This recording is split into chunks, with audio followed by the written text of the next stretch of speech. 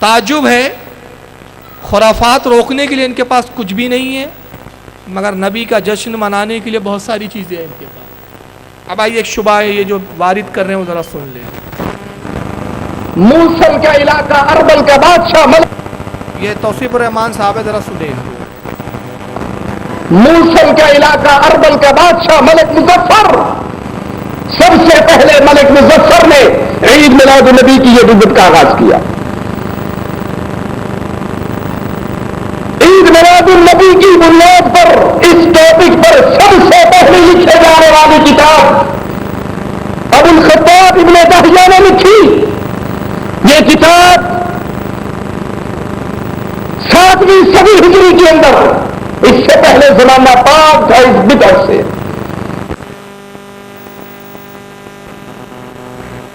آپ کے سمجھ میں آیا؟ یہ کہتے ہیں کہ عید میلاد النبی کی سب سے پہلی بدعت موصل کے ایک بادشاہ جو اربل کا بادشاہ تھا شیخ مظفر نے کی، اور میلاد النبی پر سب سے پہلی کتاب ابو الخطاب دہیہ نے لکھی۔ اتنا سمجھ میں آ گیا؟ اور اس کے بعد کہا کہ اربل کا بادشاہ ملک مظفر جو تھا یہ بدعتی تھا، مطلب اس نے بدعت ایجاد کی۔ یہ میں نہیں سمجھ پایا کہ یہ کس منہ سے اپنے آپ کو غیر مقلدین اہل حدیث کہتے ہیں۔ ہمارے نزدیک اہل حدیث سے اسے کہا جاتا ہے جو حدیث اور حدیث کے فن اصول حدیث سے واقف ہو۔ ان کو حدیث کا اصول بھی نہیں معلوم، اصول حدیث کی ہوا بھی نہیں چھو کے گئی، شرم آنی چاہیے، اپنے آپ کو اہل حدیث کہتے ہیں۔ آئیے سب سے پہلے میں بتاؤں کہ ملک مظفر کون تھے جن کو یہ بدعتی کہہ رہے ہیں اور کہہ رہے کہ میلاد النبی کی ایجاد ان نے کی۔ ان کا پورا نام ہے شاہ ابو سعید ملک مظفر، یہ صلاح الدین ایوبی رحمۃ اللہ تعالی علیہ کے سگے بہن بھائی ہیں۔ صلاح الدین ایوبی کے سگے بہن بھائی ہیں۔ موصل کا شہر ہے اربل، وہاں کے سلطان تھے، اور اسماء و رجال میں ان کے حالات کن لفظوں میں ملتے ہیں؟ آئیے انہی کے گھر کا آئینہ دکھاتا ہوں۔ چنانچہ علامہ ذہبی ابن تیمیہ کے شاگرد، ابن تیمیہ ان کے مسلم بزرگ، ابن تیمیہ کے شاگرد علامہ ذہبی جن کی ولادت 673 ہجری، اسماء و رجال اور چرا و تعدیل کی کتاب سیار و اعلام النبالہ جلد 16 صفحہ 275 پر عبد الملک مظفر کے بارے میں کہتے ہیں قانا متواضعا خیرہ، سلطان مظفر منکسر المجاز تھا، یعنی بہت اچھے اخلاق اور بہت اچھے کردار اور بہت اچھے مجاز کا آدمی تھا۔ سنی یعنی راسخ العقیدہ، سنی صحیح عقیدہ تھا۔ یحب الفقہاء والمحدثین، فقہاء اور محدثین سے اسے بہت زیادہ محبت تھی۔ اب بتائیے جو محدثین سے محبت کرے، فقہاء سے محبت کرے، جو ٹن ٹناٹن سنی ہو، جس کو امام علامہ ذہبی کہہ رہے ہیں کہ راسخ الفقہاء تھا، فقہاء سے محبت کر، یحب الفقہاء تھا، فقہاء سے محبت کرنے والا، سنیت پر جس استقامت رکھنے والا اور بہترین اخلاق کا مالک، علامہ ذہبی اس کو بہترین اخلاق کا مالک کہے، پکا سنی کہے، محدثین کا محب کہے، اور یہ بدعتی کہے، تو قول امام ذہبی کا معتبر ہوگا کہ ان کا ہوگا؟ کیا بات ہے۔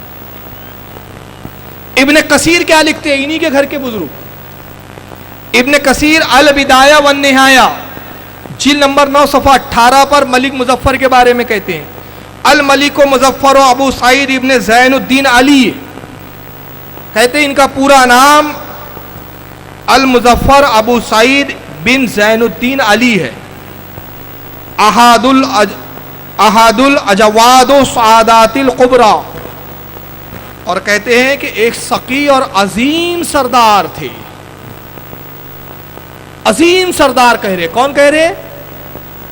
تو ان سے پوچھو کہ کسی بدعتی کو عظیم سردار تمہارے یہاں کہا جاتا ہے کیا؟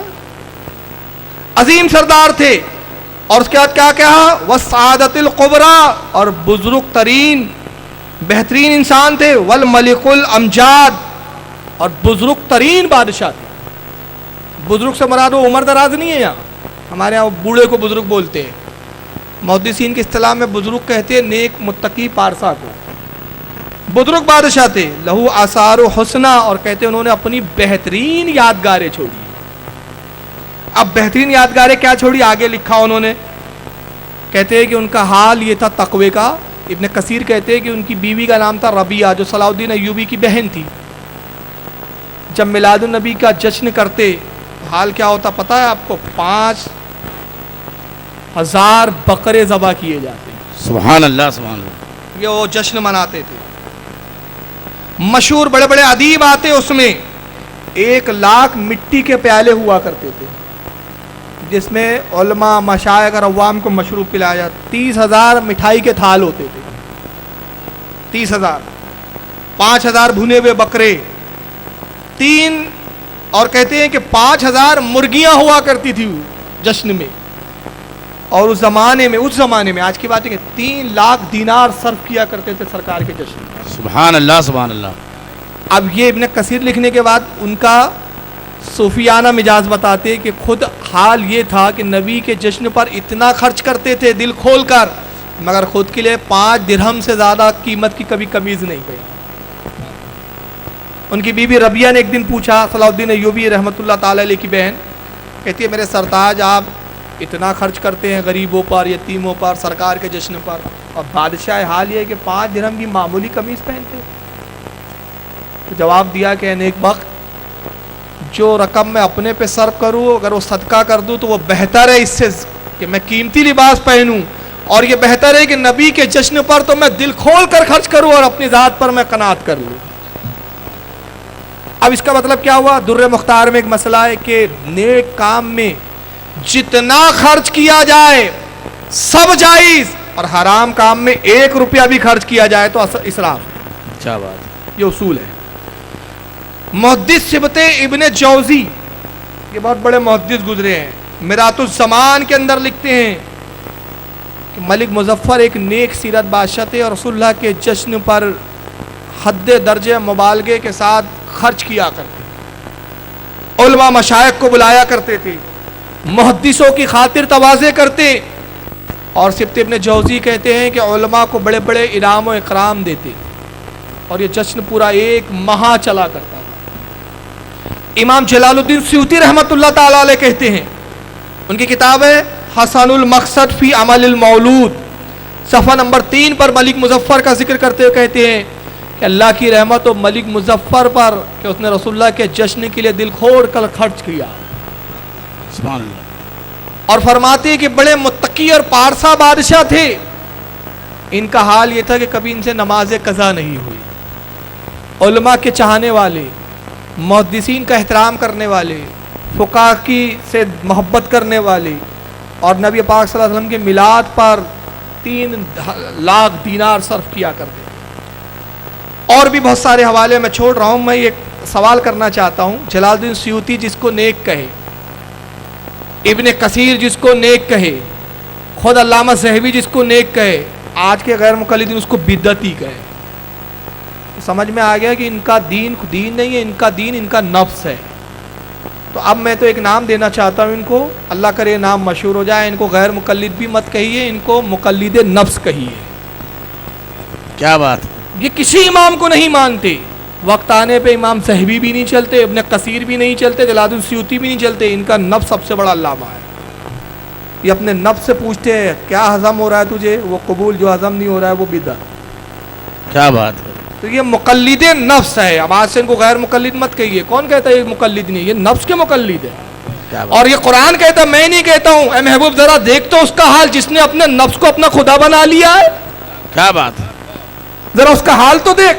تو نفس ان کا خدا ہے, امام ان کے خدا, معاذ اللہ, امام ان کے حجت نہیں ہے, امام کے اقوال حجت نہیں ہے, حدیث حجت نہیں ہے. جو ان کا دل کا ہے وہ حجت ہے. اب انہوں نے کہا بادشاہ کا عمل دلیل نہیں بنتی. توصیف الرحمان نے کہا, میں کہتا ہوں بادشاہ کا عمل نہیں جناب, ہر ایسے شخص کا عمل جو بادشاہ نہ ہو, ایک مسلمان ہو, نیک ہو, کوئی اچھی چیز ایجاد کرے اسلام کے لیے فائدہ مند ہو تو وہ حجت ہے. اور کوئی کتنا ہی متقی اور پارسا ہو, کوئی ایسا کام ایجاد کرے جو دین کے لیے نقصان دہ ہو, وہ حجت نہیں ہے. کیا بات. بات سمجھ میں آ رہی ہے. مثال کے طور پر ایک شخص ہے, ایک جاہل انسان ہے جس کو کچھ پڑھا لکھا نہیں, لیکن اس نے ایک ایسی بات ایجاد کر دی دین میں جس سے دین کو توقیت پہنچ رہی ہے, فائدہ مل رہا ہے, تو نتیجہ کیا ہوگا؟ وہ ثواب کا حقدار ہے. آپ کے فہم کے حساب سے بتاؤں, ایک جاہل شخص نے, ایک کم پڑھے لکھے شخص نے ایک مسند بچھائی اور علماء کو بلایا, کہا کہ رسول اللہ کا ذکر کیجیے. سبحان اللہ. تو اس کا یہ مسند بچھانا قیامت میں کام آئے گا کہ نہیں آئے گا؟ مگر ایک عالم کہلانے والا شخص, علم کا جاننے والا, اسٹیج لگائیں اور رقاصہ کو بٹھا دیں. ایک مثال دے رہا ہوں, حالانکہ ایسا ہوتا نہیں ہے. اب بتائیے اس کا عالم ہونا اس کو کچھ فائدہ دے پائیں گا؟ تو عمل کا دار و مدار ذات و شخصیت پر نہیں ہے. عمل کیسا یہ, اسی لیے مسلم شریف کی حدیث ہے, جلد نمبر 1 ہے مسلم کی, کتاب الزکات, حدیث نمبر 2247. اور اسی حدیث کو جو میں ابھی پڑھنے والا ہوں مسند احمد میں, امام احمد نے جلد نمبر 4 صفحہ 357, امام ابن حبان نے صحیح میں جلد نمبر 8 صفحہ 102 پر, امام نسائی نے جلد نمبر 2 کتاب الزکات حدیث نمبر 2554 پر لکھا کہ اللہ کے رسول نے فرمایا, میری امت میں کسی نے ایسا کام ایجاد کیا جو دین کے لیے بہتر ہے, تو قیامت تک جتنے اس پر عمل کریں گے سب کو بھی ثواب, اور اس ایجاد کرنے والوں کو ان سب کے عمل کے برابر بھی ثواب. سبحان اللہ. سبحان اللہ. یہ ہے بدعت حسنہ. اور نبی آگے مزید فرماتے سرکار صلی اللہ علیہ وسلم, جس نے میرے دین میں کوئی برا کام ایجاد کیا, برا کام, تو جتنے اس پر عمل کرے سب کا گناہ سب پر, اور سب کا مجموعی گناہ اس برے کام کے ایجاد کرنے والے پر بھی. تو معلوم ہوا کہ نوعیت کام کی دیکھی جاتی ہے, ایجاد کرنے والی کی نہیں. اس کی میں ایک دلیل دے دوں, کعبے پر سب سے پہلا گلاب ڈالنے والا ایک بادشاہ طب اول حمیری ہے. نبی کریم صلی اللہ علیہ وسلم نے 1000 سال پہلے گلاب ڈالا, مگر نبی نے پسند کیا, یہ نہیں دیکھا یہ تو بادشاہ تھا, عمل اچھا تھا, نبی نے قبول کیا, آج تک گلاب ڈالا جا رہا ہے. سبحان اللہ. خود یہ نجدی بھی ڈال رہے ہیں, ان سے پوچھو بادشاہ کا عمل ہے, گلاب ڈالنا بند کرو. حجاج بن یوسف ظالم تھا, قاتل تھا, بعض علماء نے اس کو فاسق اور گمراہ تک کہا اس کی خرافاتوں کی بنا پر, مگر ایک کام بڑا اچھا کر گیا, قرآن عظیم پر اعراب لگا دیے, کیا بات. زیر زبر لگا دیے, آج تک سب پڑھ رہے ہیں. ان سے کہو بغیر اعراب والا قرآن پڑھا کرو, یہ بدعت ہے. مگر علماء نے یہ نہیں دیکھا کہ لگوانے والا حجاج ہے, ظالم ہے, کا کام تو اچھا ہے, یہ خود ظالم ہے, اس کے ظلم سے ہمیں کیا لینا دینا, اچھا کام ہے وہ لے لو. اور خود سعودی حکومت کے یہ ناچنے والے بادشاہ حرم کی توسیع کر رہے ہیں. نبی نے تو اتنا بڑا حرم نہیں بنایا تھا, تم بڑھا رہے ہو, تو یہ اچھا کام ہے کہ برا, اس کا فتویٰ دے دو پہلے. تو تمہارے بادشاہ کا یہ عمل حجت ہے یہ نہیں. اب آئیے ابو الخطاب دہیا کے بارے میں, اس نے کہا اس نے پہلی کتاب لکھی میلاد پر, یہ بھی جو ہے فاسق و فاجر بدعتی مولانا تھا, ان کے نزدیک سب بدعتی. حالانکہ یہ کون تھے معلوم ہے؟ ابو الخطاب ابن دہیا. ان کی ولادت 544 ہجری میں ہوئی اندلس میں, جس کا ابھی نیا نام ہے اسپین, پرانا نام ہے اندلس, اور وصال ہوا 633 ہجری میں. ان کا پورا نام ہے عمر بن حسن بن علی بن محمد ابو الخطاب ابن دہیا قلبی. مشہور محدث, معتمد مورخ. یہ میں اپنے جملے نہیں پڑھ رہا ہوں, میں ترجمہ بتا رہا ہوں, یہ جملے کس کے ہیں آگے پر حوالے دوں گا. کہتے ہیں محدث, مشہور محدث, معتمد مورخ, مایہ ناز ادیب, بہت سی کتابیں لکھی, شاندار علمی ورثہ چھوڑا. شام, عراق, خراسان کے سفر کیا اور مصر میں قیام پذیر رہے. وقت کے جید علماء سے علم حاصل کیا. لکھنے والے میزان الاعتدال, جلد 2 صفحہ 252, میزان الاعتدال امام ذہبی کی کتاب. امام ذہبی دہیا قلبی کو کہہ رہے ہیں, ابو الخطاب دہیا قلبی کو, کہ مشہور محدث تھے, معتمد, بھروسے کے مورخ تھے, بھروسے مند مورخ جن پر اعتماد کیا جاتا ہے, مایہ ناز ادیب, بہت سی کتابیں لکھی, شاندار علمی ورثہ چھوڑا. امام ذہبی جیسا شخص ان کی تعریف کرے, یہ ان کے نزدیک بدعتی ہے. لسان المیزان کے اندر حضرت امام ابن حجر اسقلانی جلد نمبر 4 صفحہ 29 پر ان کی تعریف لکھتے ہیں. اور ابو الخطاب دہیا نے جو کتاب لکھی نا رسول اللہ کے میلاد پر, وہ کیوں لکھی معلوم ہے؟ ملک مظفر نے ان سے خواہش کی کہ آپ ایک ایسی کتاب عربی زبان میں, ان کی زبان تو مادری عربی تھی, ایسی کتاب لکھ دے جس کو پڑھ کر ہم رسول اللہ کا میلاد کا ذکر کریں. ان کی خواہش پر انہوں نے کتاب لکھی. کتاب کا نام ہے التنویر فی مولد السراج المنیر, یہ کتاب لکھی، اس پر بطور خوش ہو کر بطور انعام ملک مظفر نے ان کو 1,00,000 درہم بطور انعام عطا کی۔ سبحان اللہ۔ اب توصیف الرحمان کا کہنا یہ تھا کہ میلاد النبی کی پہلی ایجاد کس نے کی؟ عبد الملک نے، ملک بن مظفر نے، ملک مظفر نے۔ میلاد پر پہلی کتاب کس نے لکھی؟ ابو الخطاب ابن دہیہ نے۔ ان کی نالج کم ہے، پہلی کتاب معاف کرنا ابو دہیہ نے نہیں لکھی، پہلی کتاب تو پروردگار عالم نے خود قرآن لکھا۔ سبحان اللہ سبحان اللہ۔ میلاد پر سب سے پہلی کتاب کون سی ہے معلوم ہے؟ میلاد۔ میلاد پر پہلی کتاب قرآن، معتبر کتاب، اور اس کے بعد اگر اور میں وسعت دوں تو انجیل بھی رسول اللہ کی میلاد کی ہی کتاب ہے، سبحان اللہ۔ توریت بھی میلاد کی ہی کتاب ہے۔ جن جن آسمانی کتابوں میں نبی کے آنے کا ذکر ہے وہ میلاد کی کتاب ہے، اور قرآن بھی میلاد کی کتاب ہے۔ قد جاءکم من اللہ نور، میلادی تو ہے۔ سبحان ان ارسلناک شاہدا ومبشرا ونذیرا، میلادی تو ہے۔ وما ارسلناک الا رحمۃ للعالمین، میلادی تو ہے۔ لقد من اللہ علی المؤمنین اذ بعث فیہم رسولا، میلادی تو ہے۔ پھر میلاد کہتے کس کو ہے؟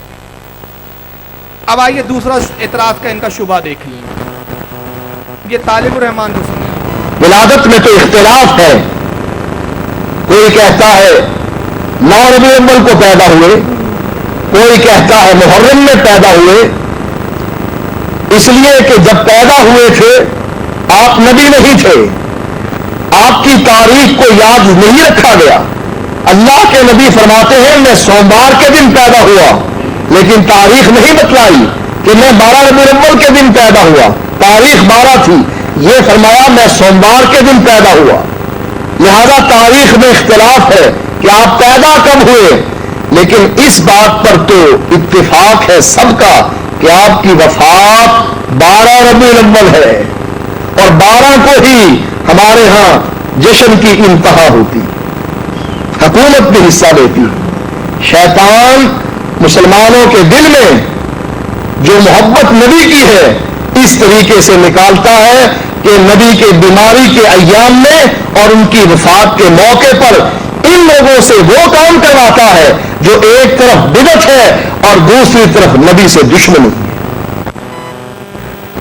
طالب الرحمان صاحب نے ایک بہت بڑا اعتراض لایا، اور یہی آج کل اعتراض ان کے چھٹ پہیہ بھی بیان کر رہے ہیں کہ تاریخ ولادت میں اختلاف ہے، بعض نے 19 کہا، بعض نے 12 کہا، 17 کہا، انہوں نے 3 ہی تاریخ کی، میں اور بڑھا دیتا ہوں، بعض نے 20 بھی کہا، 22 بھی کہا، اور بھی تاریخوں میں اختلاف ہے۔ ٹھیک ہے بھائی، بالکل ایکسیپٹ کرتے ہیں، ہم قبول کرتے کہ تاریخوں میں اختلاف ہے، مگر 17 ربیع الاول شریف پر شیعوں کا اتفاق ہے۔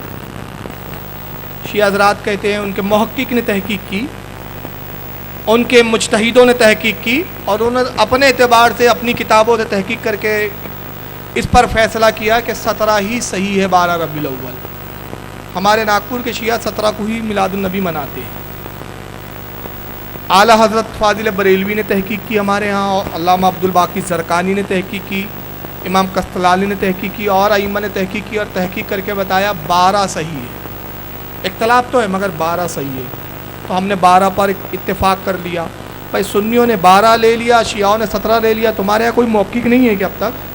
کیا بات ہے، کیا بات ہے۔ تو جماعت میں کر کے آ رہے ہو جہاں کوئی محقق ہی نہیں ہے؟ کیا ایسا کوئی محقق نہیں تمہارے ہاں کہ جو تحقیق کر کے ثابت کرے کون سی صحیح ہے؟ اچھا چلو ٹھیک ہے، ثابت بھی مت کرو، محقق تو ہے ہی نہیں تمہارے ہاں، تمہارے ہاں تو عالم نہیں ہے ڈھنگ کے، تو محقق کہاں سے ہوگا؟ تمہارے یہاں تو ڈاکٹر لوگ ہیں جو تبلیغ کر رہے ہیں، عالم کی کمی ہے تمہارے یہاں، قلت ہے، نوزائیدہ فرقہ ہے بھی آپ لوگوں کا۔ چلیے بھائی محقق نہیں ہے، اب یہ بتائیے 12 کو ہم مناتے ہیں، تو علماء نے 12 بھی کہا، 17 بھی کہا، ہم نے 12 لے لیا، حالانکہ 12 بھی نہیں، ہم تو مہینہ بھر مناتے ہیں، لیکن آپ کے کہنے کے مطابق ہم 12 لے لیا، 17 آپ نے لے لیا، ساری تاریخیں اور کھلی ہوئی ہے، آپ نبی کو نہیں مانتے کہ آپ بھی ایک لے لیجئے نا؟ کیا بات ہے۔ آپ کو روکا کس نے؟ تو آپ لے کیوں نہیں رہے؟ تو معلوم ہوا کہ جن کو نبی کی محبت تھی، جو تاریخ پر ان کا اتفاق ہوا وہ لے لیا، تم کو نبی سے محبت ہی نہیں، اس لیے کوئی تاریخ لینے کے لیے تیار ہی نہیں، کیا بات ہے، واہ واہ۔ کوئی تمہارا اتفاق ہی نہیں ہو رہا کسی تاریخ پر۔ اور دلیل کیا دی گئی ہے؟ رسول اللہ کی تاریخ وصال میں اختلاف نہیں ہے. میں دعوے سے کہتا ہوں یہ ثابت کر دے وصال کی تاریخ میں بھی اختلاف ہے. کون کہتا ہے اختلاف نہیں ہے؟ جائیے اعلیٰ حضرت کا پورا ایک رسالہ ہے اس کے اوپر، وہی پڑھ لیجیے آپ. وصال کی تاریخ میں بھی اختلاف ہے، اور بالفرض یہ ہم تسلیم کر لیں کہ نبی کی تاریخ وصال میں اختلاف نہیں، 12 ہی ہے، تو یہ کہتا ہے کہ وہ غم کی تاریخ ہے. شیطان نے یہ ورگلا دیا کہ جس تاریخ کو رسول وصال ہوئے لوگ خوشی مناتے ہیں. ارے ہم خوشی اس لیے مناتے ہیں کہ ہم اپنے نبی کو مردہ نہیں جانتے ہیں. سبحان اللہ سبحان اللہ. تو خوشی تو ہمارے کھاتے میں، غم کا کھاتا تم لے لو. تو ایک ڈپارٹمنٹ تو لو کچھ، تو نبی سے کچھ تعلق ہے یا نہیں ہے تم کو؟ اب آئیے میں بتاتا ہوں کن کن علماء نے 12 پہ اتفاق کیا. میں صرف نام گنا دوں گا کیونکہ سب کے اقوال پڑھوں گا، ٹائم ہو جائے گا. ابن اسحاق، سیرت پر سب سے پہلی کتاب امام ابن اسحاق نے لکھی، اور ان کی تاریخ پیدائش 54 ہجری ہے، 85 ہجری ہے. 85 ہجری کو یہ پیدا ہوئے اور 135 ہجری میں ان کا انتقال ہوا. ابن اسحاق نے سیرت ابن اسحاق کے نام سے مشہور ہے، حالانکہ وہ کتاب کا نام انہوں نے رکھا ہے سیرت النبوت، لیکن ابن اسحاق سے مشہور ہے. وہ کہتے ہیں اولیدا رسول اللہ صلی اللہ علیہ وسلم یوم الاثنین عام الفیل.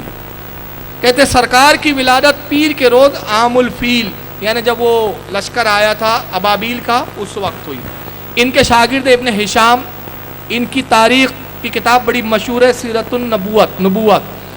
ان کے وصال کی تاریخ ہے 213 ہجری، صفحہ 158 جلد نمبر 1 میں وہ کہتے ہیں اولیدا رسول اللہ صلی اللہ علیہ وسلم یوم الاثنین من شہر ربیع الاول عام الفیل.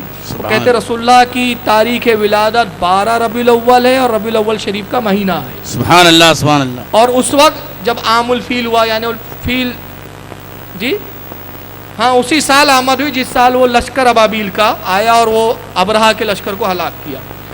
یہی بات ابن جریر نے تاریخ الامم والمملوک جلد 2 صفحہ 125 پر لکھا، اور ابن خلدون نے التاریخ جلد 2 صفحہ 394 پر لکھا.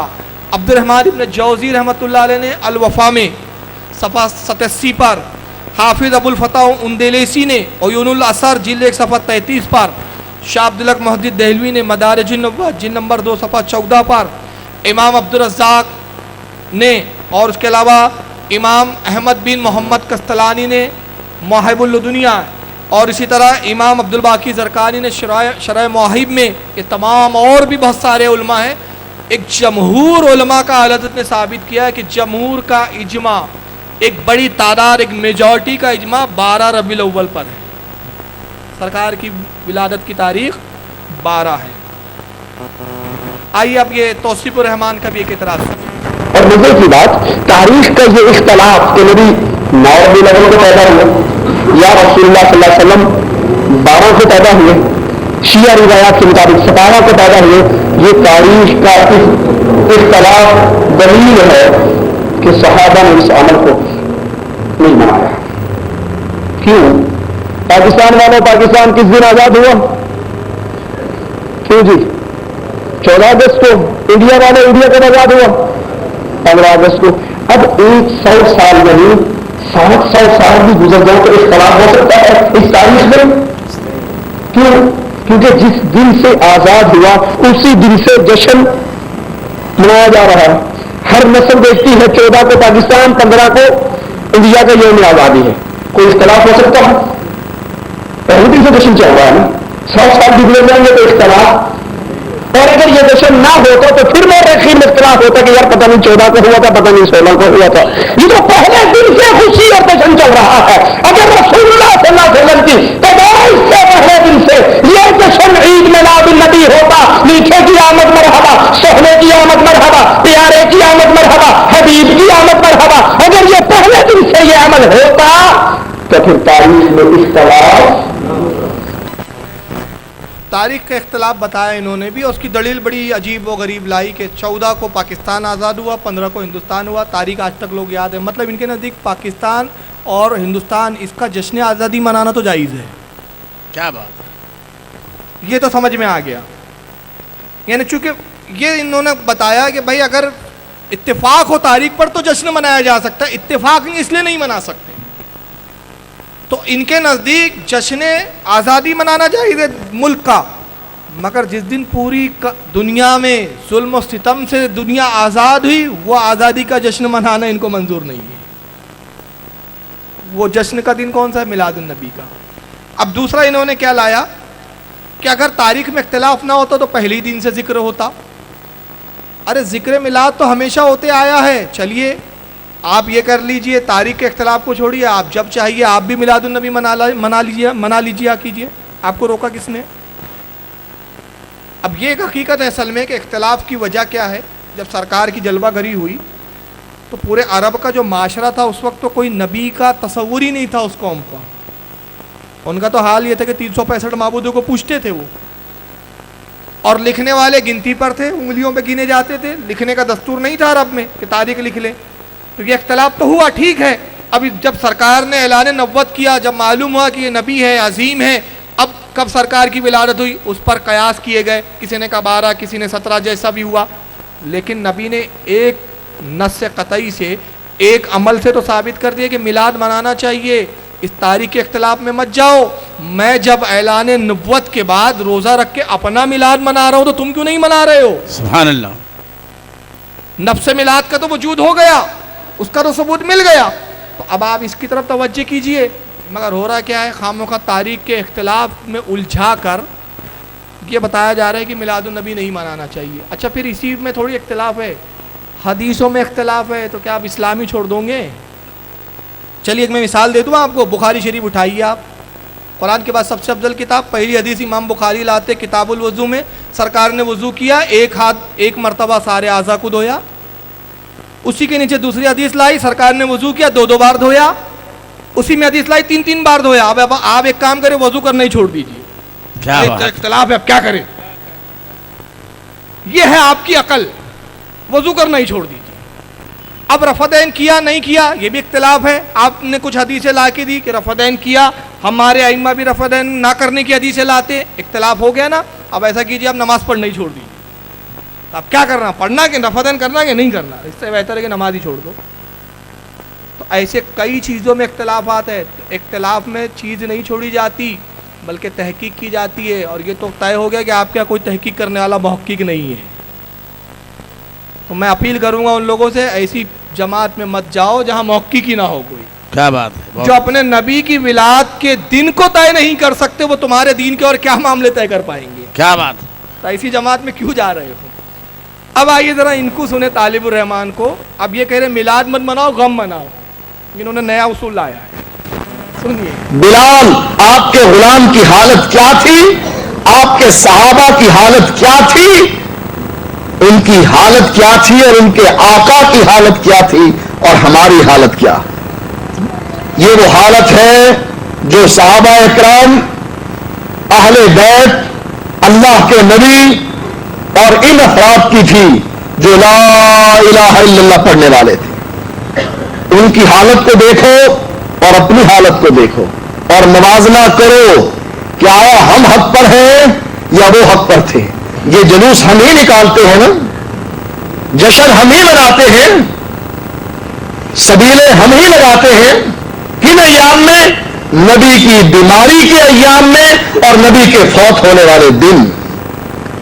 ایسا سلوک کسی قوم نے، کسی اور قوم نے اپنے نبی کے ساتھ کیا ہے کہ آپ کی وفات 12 ربیع الاول ہے اور 12 کو ہی ہمارے ہاں جشن کی انتہا ہوتی، حکومت بھی حصہ لیتی۔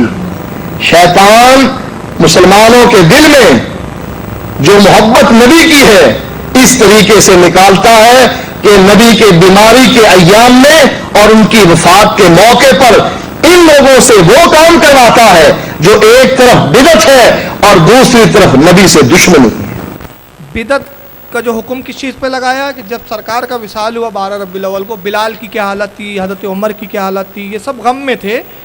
اب جس ایام میں صحابہ غم میں تھے ان ایاموں کو تم نے خوشی کا دن منا لیا، یہ بدعت ہو گئی۔ تو سنت کیا ہوئی ان کے مطابق؟ اس تاریخ کو غم منانا، تو انہوں نے غم منانا چاہیے، تو بیٹھنا چاہیے، رونے کی ایک مجلس منعقد کریں۔ اب آئیے ہم غم کیوں نہیں مناتے اس کی وجہ سن لیں۔ سب سے پہلی چیز، میں نے پہلے ہی عرض کیا کہ اگر ہم یہ تسلیم کر بھی لیں، حالانکہ اس پہ اتفاق بھی نہیں ہے، علماء کا اختلاف ہے کہ 12 ربیع الاول وصال کی تاریخ ہے یا نہیں ہے، مگر اس پر بھی ایک جمہور علماء کا اتفاق ہے کہ 12 ہی وصال کی تاریخ ہے، اس پر بھی جمہور کا اتفاق ہے، تو ہم تسلیم کرتے ہیں ٹھیک ہے 12 ہے۔ چلیے پھر بھی ہم غم نہیں مناتے، اس کی اب وجوہات سنیے۔ پہلی، غم مردے کا کیا جاتا ہے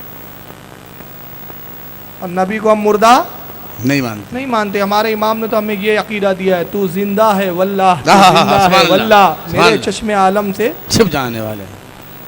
اب دوسرا، غم اس کا ہوتا ہے جو کھو جائے، گم ہو جائے۔ بھائی میرے پاس کوئی شے ہے، مثلا گھڑی ہے، گھڑی گم ہو جائے تو مجھے غم ہوگا، یار میری گھڑی تھی بڑی عزیز تھی، گم ہو گئی۔ میرا موبائل گم ہو جائے مجھے افسوس ہوگا۔ جو چیز انسان کھوتا ہے اس چیز کا غم ہوتا ہے۔ نبی کو ہم نے کھویا نہیں ہے، قرآن نے کہا ان نبی اولا بالمؤمنین من انفسہم، سبحان اللہ، ہمارا نبی تو تمہاری جان سے زیادہ قریب ہے۔ سبحان اللہ، سبحان اللہ۔ کھویا کہاں ہے ہم نے اپنے نبی کو؟ اس لیے ہم نبی کا غم نہیں کرتے۔ اور اس کی ایک دلیل بھی سن لے، یہ ہے کتاب الشفا۔ جی آپ کو دکھ رہا ہے مانیٹر پہ؟ یہ امام قاضی ایاز رضی اللہ تعالیٰ عنہ کی مشہور و معروف سیرت کی کتاب ہے، 2 جلدوں میں، اس کی جلد نمبر 1 صفحہ نمبر 22۔ امام قاضی ایاز رضی اللہ تعالیٰ عنہ کہتے ہیں وما ارسلناک الا رحمۃ للعالمین۔ اس آیت کی تفسیر میں بیان کرتے ہیں کہ قرآن کہتا ہے اور اے محبوب ہم نے نہیں بھیجا آپ کو مگر سارے عالم کے لیے رحمت بنا۔ حضرت کو جانے دے، حضرت کو کچھ ضروری کام سے تشریف لے جانا ہے۔ کہتے فقانت حیاتہ رحمہ ومماتہ رحمہ کما قال علیہ السلام حیاتی خیر لکم وموتی خیر لکم۔ کیا بات ہے!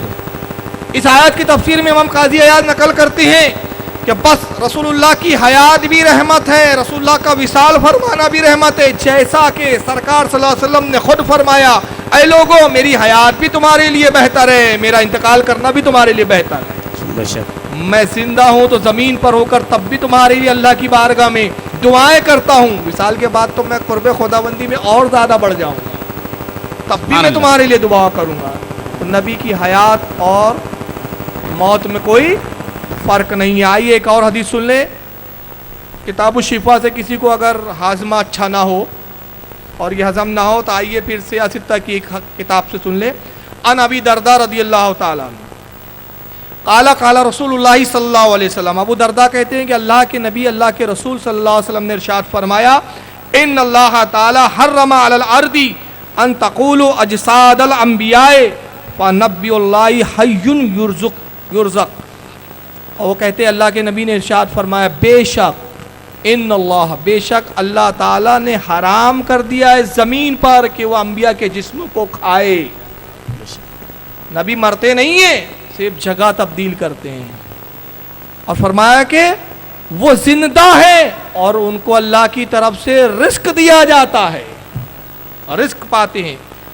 اس حدیث کے بارے میں کس نے لکھا؟ اسے ابن ماجہ نے جلد نمبر 1 صفحہ 199 پر لکھا، مشکات کے اندر بھی اس کو جلد نمبر 1 صفحہ 121 پر، اور اس حدیث کی شرح میں ملا علی قاری شرح مشکات، مرقات شرح مشکات جلد نمبر 3 صفحہ 242 پر کہتے ہیں کہ اس حدیث کی اسناد نہایت ہی صحیح ہے، بڑی اعلیٰ درجے کی اسناد ہے اس کی۔ اور آگے کہتے ہیں کہ حدیث اور بھی بہت ساری صحیح سندوں سے منقول ہے۔ اب ایک علماء کا اور ائمہ کا میں قول بیان کر دوں تاکہ ان کا باطل عقیدہ آپ کے سامنے کھل کر آ جائے کہ نبی کو مردہ ماننا اور اس دن غم کا دن سمجھنا یہ ائمہ کا عقیدہ نہیں ہے، یہ بد دماغوں کا عقیدہ ہے۔ یہ ہے الموہب اللدنیا جلد نمبر 4، میرے ٹیبل پر بھی یہاں موجود ہے، جس کو دیکھنا ہو بعد میں وہ اوریجنل بھی دیکھ لیں۔ یہ حضرت امام محمد احمد بن محمد القسطلانی رضی اللہ تعالیٰ عنہ کی کتاب ہے، سیرت پر 4 جلدوں میں لکھی انہوں نے، اور یہ کون ہے؟ شارح بخاری ہے۔ ارشاد الساری شرح البخاری کے نام سے بخاری کی شرح لکھی، شارح بخاری کے نام سے مشہور ہے، اپنے وقت کے بہت جید معتبر عالم اور محدث ہے۔ جلد نمبر 4 اس کا صفحہ نمبر 580 پر وہ کیا فرماتے ہیں؟ لا فرق بین موت ہی و حیات ہی رسول اللہ صلی اللہ علیہ وسلم۔ سبحان اللہ۔ کہتے رسول اللہ صلی اللہ علیہ وسلم کی موت اور حیات کے درمیان کوئی فرق نہیں ہے۔ بے شک جیسے دنیا میں حیات تھے ویسی وصال کے بعد بھی حیات ہے. اب دیکھیے وہابیت کی ٹانگ کیسے توڑ رہے ہیں مموڑ کے. فی مشاہدتہ لامتہ، آپ اپنی امت کو دیکھتے ہیں، سبحان اللہ اپنی امت کا مشاہدہ کرتے ہیں. وہ معرفتہ سبحان اللہ احوالہ، اور اپنی امتیوں کے معرفت اور ان کے حالات سے بھی باخبر ہے. معرفت بھی رکھتے ہیں. معرفت رکھنا، ارے ہمیں معرفت نہیں ہے، یہ جتنے مسند پر علماء میں سب کو بھی نہیں جانتا، ان کی معرفت نہیں. مگر رسول اللہ معرفت کے معنی کیا ہوتے؟ کون کس کا بیٹا، کون کس کا بیٹا، کون کس کا بیٹا، یہ ہے معرفت. سبحان اللہ کون کس کے نسب سے، یہ معرفت رکھنا. اور احوال، حالات، کیا کھا رہا ہے، کیا پی رہا ہے، کہاں جا رہا ہے، کب سو رہا ہے، کیا کر رہا ہے، ایک ایک چیز رسول اللہ کی نگاہوں کے سامنے. اور اب تو وہابیت کی بالکل ریڑھ کی ہڈی بھی توڑ دیا انہوں نے. آگے کہتے ہیں وَعَزَائِمِهِمْ، اور ان کے ارادوں کو بھی جانتے ہیں رسول. سبحان اللہ اب ارادے تو دل کے ہیں نا بھائی، ارے دل میں کیا ارادے ہیں، کیا سوچ رہا ہے، کیا پلان بنا رہا ہے، یہ بھی جانتے ہیں. وَخَوَاطِرِهِمْ، اور دل میں جو خطرات اٹھتے ہیں، جو خواہشیں آتی ہے، جو خواہشیں امڑ کے پیدا ہوتی ہے، جو خطرات نکلتے ہیں، اللہ کے رسول اس کو بھی جانتے ہیں. وَذَلِكَ عِندَهُ جَلِيٌّ لَا خِفَاءُهُ بِهِ، اور نبی کے بارے میں ظاہر اور چھپا کوئی بھی نہیں ہے، سب یکساں. سبحان اللہ سبحان اللہ یہ ہمارے لیے یہ چھپا ہوا.